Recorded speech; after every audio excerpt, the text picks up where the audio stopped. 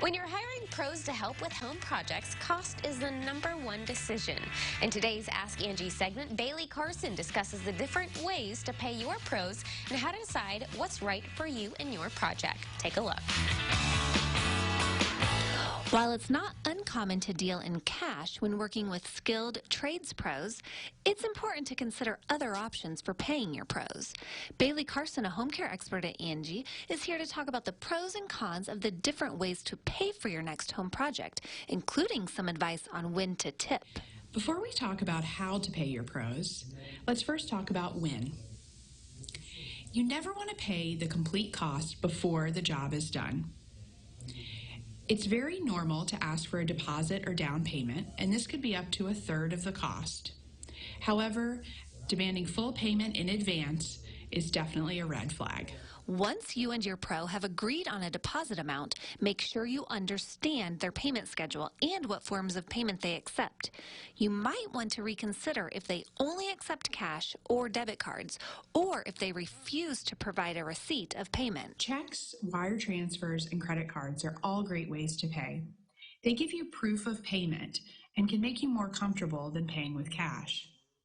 However, there can be fees associated with different payment methods, so be sure to ask about that before you commit to one. Cash and accounting apps like PayPal and Venmo are becoming extremely popular ways to pay for both goods and services and tend to come with protection for the payer. However, not all contractors and pros are on board quite yet, so be sure to ask before making any assumptions. Depending on how you booked your project, you may have options like Angie Pay. This is a secure, easy, and fast way to get your project paid for, and also offers the happiness guarantee, including limited damage protection. Also, your pro may offer options like book now and pay later, or even to finance over time. These can ultimately give you flexibility and help you save over time. Outside of the contract, it's not always clear whether a tip is expected. In general, tips are not necessary for contractors or skilled trades pros because the contract should fairly cover their work.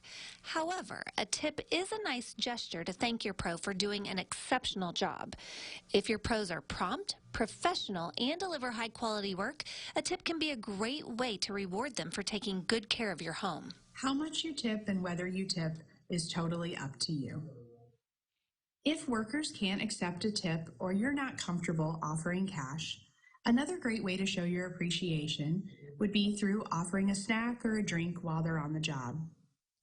A 5-star review is also never underappreciated.